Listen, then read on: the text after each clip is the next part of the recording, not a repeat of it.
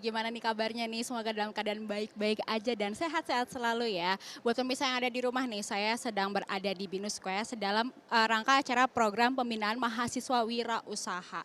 Nah, jadi di dalam salah satu spot di Binus Square ini terdapat booth pameran, yaitu yang terdapat dari 3 usaha yang terpilih oleh Dikti. Nah, tapi pengen tahu ceritanya atau penjelasan yang lebih dalam, saya akan ngajak ngobrol bersama Bapak Roni.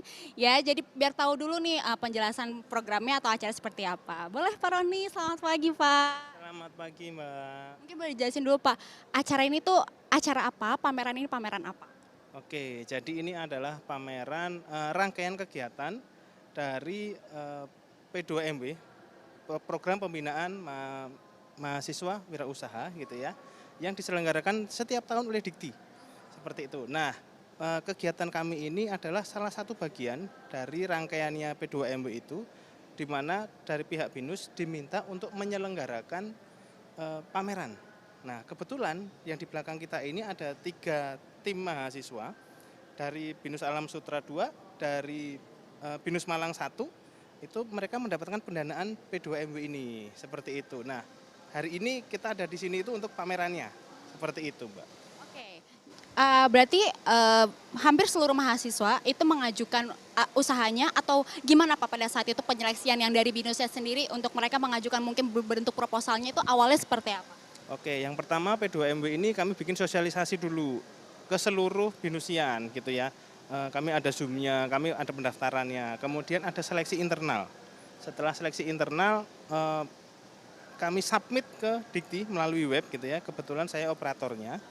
Nah, dari hasil seleksi ini total ada sekitar 15-an tim yang lolos seleksi BINUS untuk masuk ke Dikti.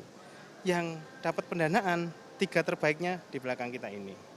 Berarti dari 15 tim itu mencakup seluruh mahasiswa yang ada di seluruh Indonesia, maksudnya seluruh kampus BINUS University yang ada di Indonesia kah atau spesifik? Oh enggak seluruh. Semuanya, jadi itu 15 itu mewakili dari BINUS Bandung, BINUS Malang, BINUS Jakarta. Waktu itu BINUS Semarang belum ada kan, belum ada mahasiswanya, seperti itu. Berarti dari 3 terbaik ini, 3 usaha yang paling terbaik yang sampai akhirnya lolos pendanaan oleh Dikti, kira-kira masuk kriteria seperti apa Pak? Yang jelas bisnisnya harus sudah berjalan, gitu ya. Kemudian punya RAB yang jelas, bisa menunjukkan persyaratan dari Dikti seperti noble purpose, ngapain sih hal istimewa apa yang mereka punya yang untuk membantu masyarakat dan sebagainya. Itu salah satu kriterianya dari Dikti. Oke, berarti salah satunya adalah para mahasiswa ini booth-nya atau maksudnya usahanya itu berjalan ya gitu. Oke, nah terima kasih Pak Roni udah tahu secara garis besarnya nih acaranya P2M seperti apa. Izin saya mau keliling dulu ke booth-booth yang lainnya. Oke, terima kasih. Jadi Smart Viewers, ini tuh 3 terbaik dari seluruh kampus BINUS University yang Indonesia yang submit usahanya yang dinanai oleh Dikti. Pengen tahu lebih dalam lagi kira-kira usahanya seperti apa aja yang dia jual. Yuk, temenin saya pengen ngajak ngobrol di masing-masing booth-nya. Nah ini ada booth yang pertama namanya Rework. Halo Kak, boleh ngobrol sama aku di sini? Boleh dong diceritain atau sebelumnya namanya siapa? Perkenalkan diri dulu. Namanya Christopher Frederick dari jurusan Business Creation B25. Oke, kamu dari mahasiswa dari BINUS mana? Alam Sutra. Kamu dari Alam Sutra. Boleh ceritain dong ini usahanya bentuknya apa? Atau boleh diceritain dulu kamu latar belakangnya kamu untuk membangun usaha ini seperti apa? Jadi kenapa alasan saya mau bikin bisnis konsep seperti ini karena bisa dilihat penyebab penumpukan sampah di Indonesia itu udah lumayan parah ya. Jadi kita itu membawa solusi buat memanfaatkan kembali penumpukan tersebut menjadi produk baru. Jadi Rework itu adalah platform upcycling yang memanfaatkan bahan-bahan bekas atau bahan-bahan sisaan yang dijadikan produk baru seperti tas ini. Jadi ini terbuat dari jok kulit mobil bekas, lalu dimanfaatkan kembali menjadi tas clutch bag gitu. Seru banget, berarti kamu itu berangkat untuk kepedulian lingkungan, seperti itu ya. Jadi melihat sampah-sampah daripada berserakan, kamu punya inisiatif atau inovasi untuk terfikirkan di recycle lagi untuk menjadi sebuah barang. Mungkin boleh diceritain atau sedikit ceritain apa ya, buka rahasia perusahaan sedikit gitu ya. Prosesnya gimana sih setiap kamu merecycle setiap limbah atau sampah untuk menjadikan suatu karya lagi? Prosesnya sih pasti agak sulit ya, bukan agak sulit sih, pasti sulit banget. Karena kenapa? Konsep seperti ini tuh di Indonesia masih sangat jarang sekali. Ya itu yang buat kita buat mengakses ke koneksi, ke produksi dan segala macam itu masih susah. Karena kenapa? Karena pengrajinnya sendiri itu masih bingung gitu loh dengan konsep seperti ini. Jadi ya kita emang menemui banyak kendala, cuman ya ada yang namanya proses, lambat laun juga jadi akhirnya jadi produk ini gitu. Oke, nah rework ini tuh kamu dirikan sejak tahun berapa? Sejak tahun lalu sih, 2021 baru kita dirikan, tapi baru bikin produksi dan prototipe itu di tahun ini. Oke, nah berarti untuk saat ini apa aja barang-barang dan kira-kira yang paling banyak kamu merecycle dari bahan apa sih? Mohon maaf pertama-tama upcycle ya bukan. Oh ya oke, upcycle, mohon maaf. Jadi perbedaannya recycle dan upcycle tuh upcycle lebih mudah, jauh lebih mudah. Kalau recycle itu kita masih memanfaatkan bahan-bahan bekas lalu diolah jadi bahan mentah baru. Kalau upcycle dari bahan mentah bekas langsung jadi produk seperti ini. Ya. Jadi upcycle itu kenapa lebih mudah gitu dibanding recycle. Tadi pertanyaannya apa, sorry? Paling banyak apa aja, dari bahan apa aja yang kamu upcycle lagi di sebuah barang kira-kira? Yang pertama itu tentunya ini jok mobil, sama kita ada kain perca batik bekas buat produk yang ini. Kita boleh kesini lagi ya, boleh kesini nih, pengen tahu lagi nih lebih dalam lagi nih. Iya. Yang ini ada terbuat dari kain perca bekas, dalamnya batik, sama yang ini dari kulit jok mobil. Untuk upcycling itu penerapannya sebenarnya gampang banget ya. Nggak cuman harus dibuat tas atau dibuat produk lain, bisa aja sebenarnya dari botol plastik kita potong jadi pot tanaman juga bisa gitu. Jadi saya pengen membangun sebuah bisnis yang bukan menguntungkan bagi saya doang. Tentunya buat menguntungkan ya bagi dunia atau negara gitu kan. Buat mengubah kebiasaan masyarakat. Jadi kebiasaan masyarakat pada saat ini itu ada di pola konsumsi linear. Linear itu artinya produksi, konsumsi, lalu dibuang. Nah saya pengen ubah kebiasaan-kebiasaan tersebut menjadi pola konsumsi sirkular. Yang tadinya diproduksi, konsumsi dibuang, diganti jadi produksi, konsumsi, lalu dimanfaatkan kembali jadi produk baru begitu. Nah, kamu kan berarti kan salah satu yang berhasil ya untuk lolos oleh Dikti dan nantinya tuh akan akan diadu lagi lah ibaratnya gitu dengan berbagai usaha yang ada di kampus-kampus lain. Apa persiapan kamu? Persiapannya tentu kita bakal ngelakuin pengembangan produk, nanti ada produk-produk baru dan juga pembenaran, perbaikan dari produk-produk sebelumnya, sama kita tentunya mau bikin riset nih tentang apa aja sih minat masyarakat gitu loh. Kita kan mau mengubah kebiasaan kan harus tarik minatnya masyarakat dulu dong ya. Makanya kita mau cari-cari minat masyarakat tuh kira-kira apakah lebih di tas atau di baju atau apa gitu kan. Paling itu aja sih persiapannya. Sama attractive marketing. Ya, attractive marketing.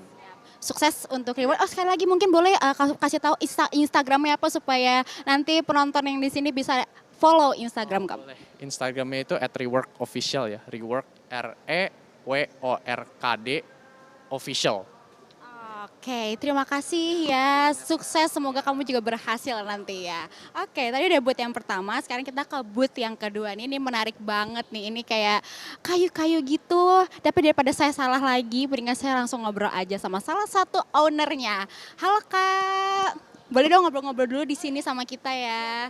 Boleh perkenalkan dulu nih, kakak siapa? Nama aku Amanda Beatrice, Binusian 2023 dari Binus Malang. Oke, kamu dari Malang jauh-jauh ke sini membawa usaha kamu. Boleh ceritain usahanya apa? Kamu bergerak di bidang apa? Oke, jadi ini bisnis aku namanya Dekorin. Nah, aku nggak sendirian, aku ada 2 orang anggota, itu ada Nisio. Terus itu ada juga Michael. Nah, kemudian ada pembimbing aku yang cantik, nah itu ada Ibu Helen. Bisnis aku sendiri ini bergeraknya memang di produk interior, tapi khusus di dekorasi atau kerajinan. Nah, salah satunya itu kita produknya itu adalah produk kitchenware. Jadi ada kayak dari mangkok kayu, piring kayu, sendok garpu kayu kayak gitu. Berangkat dari mana sih kamu memilih bisnis ini dari mungkin banyaknya pilihan bisnis dan bidang bisnis gitu? Dulu itu kami sempat riset kan. Nah, lihat di Malang itu ada potensi nih dari pengrajin-pengrajin kayu. Nah, ternyata mereka juga punya keterampilan atau skill. Akhirnya kami ajakin mereka mau nggak nih gabung untuk bikin lebih berkembang lagi nih. Nah, akhirnya mereka mau jadi bagian dari kami gitu. Oke, seperti apa persiapan kamu atau apa maksudnya itu lebih ke apa ya, apa ketertarikan kamu nih terhadap bisnis ini? Untuk ketertarikan aku sih sebenarnya karena lihat dari produk lokal ya, produk handmade itu kan di Indonesia sendiri kalau untuk anak pemudanya itu masih kurang diminati kan, mereka lebih senang produk-produk luar, mereka suka comparing kualitasnya juga. Nah, akhirnya di sini gimana caranya kita bikin produk lokal tapi yang bagus juga dan ini tuh bisa dipakai atau jadi kebiasaan gitu buat anak-anak muda atau misalnya orang-orang juga mau kasih hampers, hadiah kayak gitu. Oke. Sejak kapan kamu mendirikan Dekorin ini? Dekorin ini hadir itu sejak bulan Februari tahun 2022 kita mulai survei riset pas aku ini enrichment yang pertama waktu semester 6 gitu. Apa mungkin kesulitan yang pernah kamu alami dalam mungkin memproduksi? Kalau kesulitannya sendiri sih lebih kayak ke sumber daya manusianya. Jadi kalau misalnya dari pengrajinnya itu mereka mungkin masih kurang masih punya mindset yang lama gitu. Jadi mereka harus diperbarui lagi gitu untuk keterampilannya, terus untuk dari mereka cara komunikasinya. Kadang mereka seringkali terlambat, terus seringkali itu nggak konsisten hasilnya karena mereka benar-benar masih pakai tangan kan, bukan pakai mesin gitu. Jadi itu yang bikin kami jadi PR juga sih, gimana caranya mereka bisa konsisten, gimana caranya mereka bisa tetap bagus gitu. Oke, sejauh ini dari Februari kira-kira minat dari masyarakat sendiri seperti apa terhadap bisnis kamu ini? Nah, dulu itu ada cerita sih, jadi kayak nggak langsung di produk kitchenware, tapi dulu itu awalnya kami jualnya tuh produk furniture dulu, terus juga ada produk dekoratif lain. Nah, karena kami lihat lagi potensinya yang paling potensi itu ini, akhirnya ternyata ini yang cukup banyak peminatnya lebih tinggi ya, khususnya untuk anak-anak muda, anak-anak kos itu mereka sering cari barang-barang estetik, terus ibu-ibu rumah tangga, ada yang kayak misal dosen-dosen mau ngasih hadiah buat hampers, nah ini bisa juga gitu. Oke, seru banget. Nah, kamu kan dari Malang ya gitu. Terus kamu pertama kali tahu atau dapat sosialisasi mengenai bisnis yang akan didanai oleh Dikti ini, kamu proses seperti apa pada saat itu? Itu waktu itu kan dikabarin nih mau ikut kompetisinya, terus ya kita langsung apply, terus diseleksi dari internalnya BINUS, akhirnya kita bisa lolos lagi, terus ikut ikut yang lanjutan lagi diseleksi secara nasional. Nah, kita masuk ya excited banget sih kita bisa menang pendanaan dan bisa membangun ini gitu, bisa support ini. Apa persiapan kamu untuk nantinya akan bersaing oleh berbagai bisnis di berbagai kampus? Pasti kan akan mendebarkan iya, ya kan? Aduh, akan persaingan juga ketat juga dan mungkin banyak variasinya. Apa yang mungkin kamu persiapkan? Kalau misalnya dari kami sendiri tuh fokusnya bukan untuk kayak kami pingin memonopoli pasar atau kami pingin nguasain, enggak. Tapi kami di sini fokusnya tuh ke kualitinya kami, terus fokus ke value apa sih yang kami bawa untuk konsumen. Karena mereka yang beli itu bakal jadi bagian dari kami gitu. Mereka terlibat untuk mendukung pengrajin, mereka terlibat untuk mendukung produk lokal. Nah, itu yang menurut aku bisa jadi diferensiasi yang kuat untuk membantu kami berbeda gitu. Nah, dari berbeda itu pasti konsumen-konsumen akan tahu mau pilih yang mana. Oke, kamu boleh jelasin dong satu-satu produknya apa? Kita pengen lihat nih secara detailnya nih. Ini untuk produknya kami itu ini ada mangkok. Nah, ini mangkok kayu, ini biasanya buat teman-teman yang suka makan kuah-kuah atau misalnya ngemih nih. Nah, ini cocok buat buat nemenin gitu kan. Nah, terus ada juga ini ada tatakan. Biasanya kalau misalnya sering basah atau tumpah di tempat kerja atau di meja belajar, nah ini bisa jadi untuk naruh kayak gini. Nah, terus Estetik ya. ya, terus ini juga ada piring gitu. Nah ini piringnya juga bisa dibuat taruh pauk-pauk. Terus kalau misalnya kalian mau makan kayak biasa juga bisa dan ditemenin sama ini sendok garpu. Jadi bisa sekaligus satu set, bener-bener estetik. Dan ini tidak ada plastik ya, jadi tidak berbahan plastik gitu, ramah lingkungan juga. Boleh dong satu-satu dijelasin ini kisaran harganya kira-kira berapa aja? Boleh. Nah untuk yang harganya itu mulai start dari 10.000 aja. Jadi untuk sendok garpu yang satu set itu cuma 10.000. Kalau untuk mangkok itu harganya 35. Terus untuk yang piring itu 30.000. Dan tatakan itu harganya 12.000. Jadi harganya murah-murah semua. Ya, masih terjangkau. Nih terakhir nih boleh jelasin atau kamu boleh dong kasih Instagram kamu apa supaya nanti smart viewers yang ada di rumah bisa follow Instagram kamu. Oke, buat teman-teman yang misalnya tertarik atau misalnya mau beli nih, kalian bisa hubungin di Instagram kami, itu ada di Dekorin Official. Kalau misalnya mau di e-commerce juga ada, kami juga ada di Shopee gitu. Baik, sukses untuk dekorin teman-teman semuanya ya. Semangat untuk terus lebih ke mengurangi plastik ini salah satu bentuknya seperti itu ya. Thank you. Oke, sudah 2 booth, ada booth yang terakhir nih. Ada 2 cewek-cewek cantik di sini. Mungkin boleh aku mau ngobrol sama Kakak, boleh? Wow, ini bisnis makanan ya. Tadi dua tadi itu bukan makanan. Nah, ini salah satunya satu-satunya yang bisnisnya di makanan. Boleh kenalkan dulu, Kak? Halo, perkenalkan nama saya Selvi. Saya dari Business Creation Alam Sutra, Binus Alam Sutra. Oke, boleh diceritain ini bisnisnya apa? Oke, jadi tun ini adalah abon tuna premium pertama yang ada di Indonesia. Nah, kalau misalnya kita ngomongin tentang tuna ya, rata-rata tuh kita tahu tuna tuh terlalu mahal ya. Namun tahu nggak sih kalau tuna tuh ada di perairan Indonesia dan itu banyak banget. Nah, tapi kenapa harga tuna tuh terlalu mahal? Bahkan kita sendiri aja harus konsumsi, harus impor dulu ya. Nah, inilah yang membuat saya termotivasi. Saya pergi ke Nusa Tenggara Timur dan saya melihat wah di sana ternyata banyak tuna yang bisa kita kelola.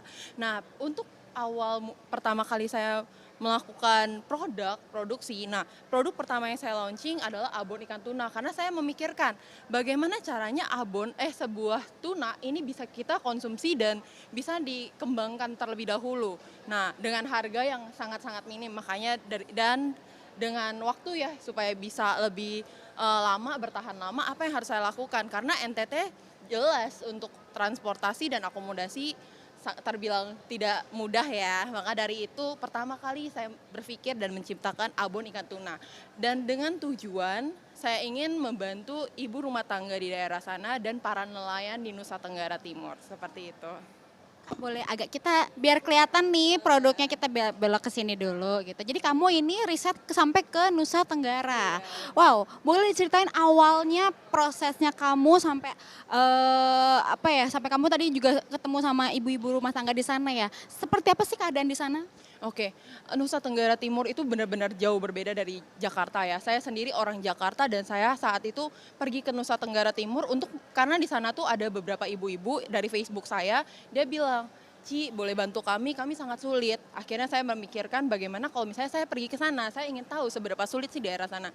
Ketika saya pergi ke sana, daerahnya benar-benar emang jauh berbeda dari dari Jakarta ya.